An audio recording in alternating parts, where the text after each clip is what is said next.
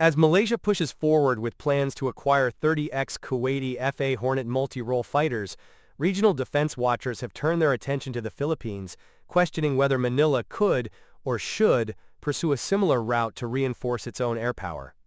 With the Philippines now boasting a larger defense budget than Malaysia, and with growing pressure to modernize its armed forces, the topic is not just timely, it's strategic. But while Malaysia's approach appears pragmatic and cost-effective, the Philippines seems to be charting a different course, one defined by long-term modernization goals, an emphasis on brand-new platforms, and a broader vision to develop its domestic defense industry. Can the Philippines afford to follow Malaysia's lead, or is it aiming for something more ambitious? Malaysia's proposed acquisition of the ex-Kuwaiti Hornets involves 30 airframes, most of which are believed to be in good condition, with relatively low flight hours and well-documented maintenance histories. The deal is not finalized, pending approval from the United States, which is mandatory for the transfer of American-made defense equipment under third-party sale regulations. If successful, the Royal Malaysian Air Force would significantly enhance its fleet. As of 2025, the RMAF operates 18 Russian-made Sukhoi Su-30 MKM flankers, 8 F/A-18D Hornets, and 12 BAE Hawk 208 light combat aircraft. The addition of the Kuwaiti Hornets would effectively more than triple Malaysia's current fleet of Western multi-role fighters and allow for a more robust and flexible air defense posture. Experts have described the deal as smart procurement, providing Malaysia with proven capability at a fraction of the cost of buying brand-new fighters. Moreover, because Malaysia already operates the FA-18D, the integration of the ex-Kuwaiti jets, albeit the CD variants, would be relatively seamless from a logistical and training standpoint. Interestingly, the Philippines now has a larger defense budget than Malaysia.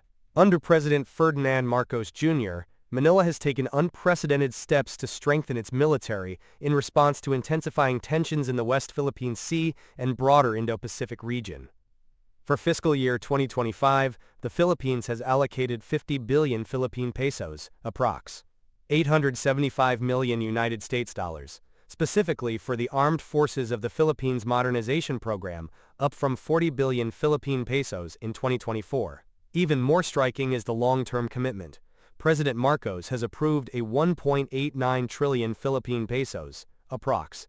33.6 billion United States dollars, defense modernization plan that spans multiple phases and focuses not just on aircraft procurement, but also on naval modernization, surveillance systems, missile capabilities, and indigenous defense production. This robust financial commitment opens many doors for Manila doors that were previously unavailable during the more cash-strapped periods of the AFP's past.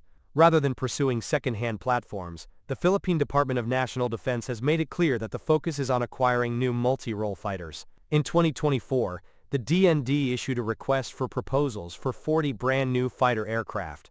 Although the specifics remain classified, analysts believe the leading contenders include the Saab JAS-39 Gripen CD, or EF, and the Lockheed Martin F-16 Block 70/72 Viper.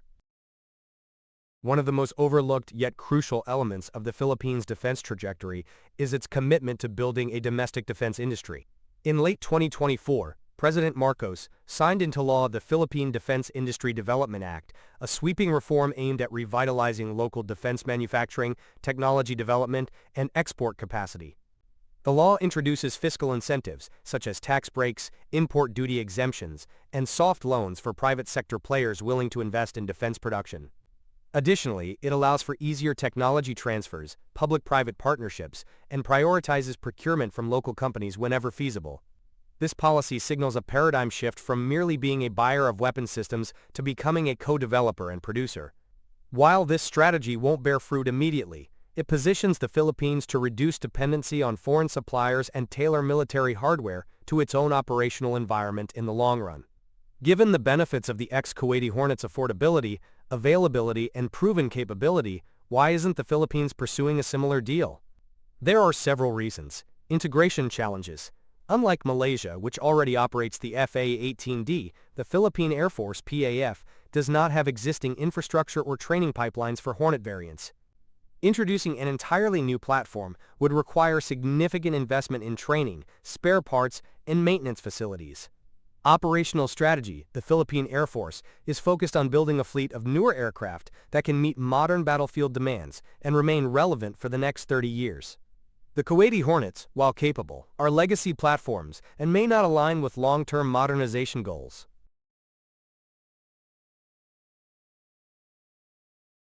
U.S. support for new sales: the United States, a key defense partner of the Philippines, has shown strong willingness to support sales of new systems like the F-16 Volts.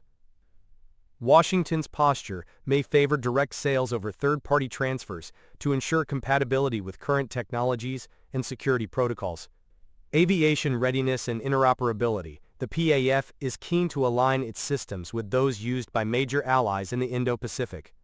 Acquiring new platforms that are interoperable with U.S. and NATO forces is viewed as a strategic priority. That said, analysts caution that acquiring second-hand fighters may still be a viable contingency option for the Philippines.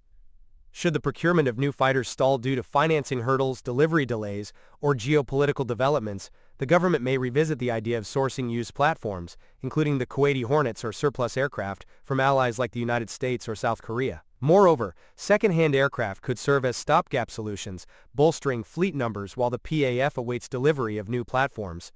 However, for now, the government's official posture remains firm: prioritize new, future-ready systems.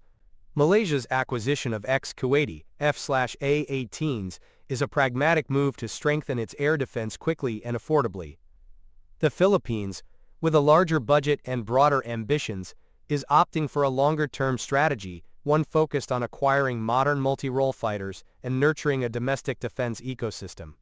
While both countries are responding to the same regional pressures, their paths reflect different priorities, capabilities, and strategic visions. Whether the Philippines may eventually pivot to a more hybrid approach, mixing new purchases with select second-hand assets, remains to be seen. For now, however, the Philippines appears committed to building a future-ready air force, designed not just for today's threats, but tomorrow's challenges.